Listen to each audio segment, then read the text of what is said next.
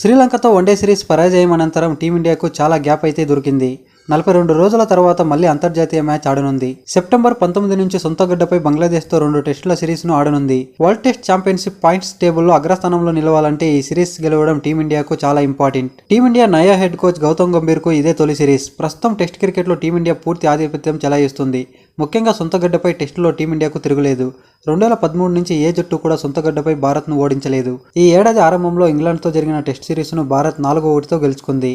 హైదరాబాద్ వేదికగా జరిగిన తొలి టెస్టులో ఓడినా చివరి 4 మ్యాచ్ల్లో విజయం సాధించింది. బంగ్లాదేశ్తో సిరీస్లోనూ టీమిండియాకు తిరుగుండదు. అయితే వచ్చే 4 నెలల్లో టీమిండియా 10 టెస్టు మ్యాచ్లు ఆడనుంది. న్యూజిలాండ్తో పాటు ఆస్ట్రేలియా గడ్డపై 5 టెస్టుల సిరీస్లో పాల్గొనుంది.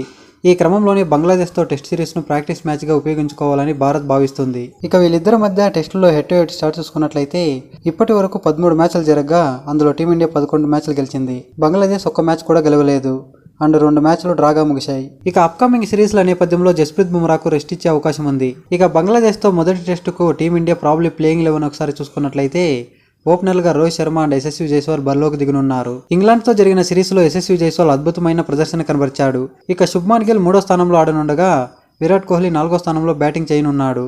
ఇక 5వ స్థానంలో కేఎల్ రాహుల్కు చోటు దక్కనుంది. గత టెస్ట్ రికార్డ్స్ నేపథ్యంలో రాహుల్కే అధిక ప్రాధాన్యత దక్కనుంది. Rishabh Pant first choice wicket కీపర్గా ఆడనున్నాడు. అతడు 6వ స్థానంలో బ్యాటింగ్ చేయనున్నాడు.